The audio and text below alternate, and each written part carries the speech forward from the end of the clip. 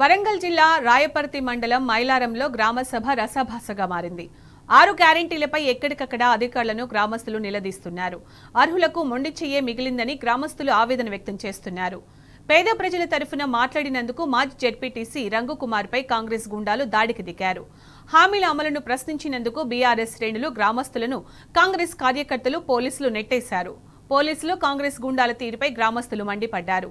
ఇదేనా ప్రజాపాలన అంటూ ఆగ్రహం వ్యక్తం చేశారు.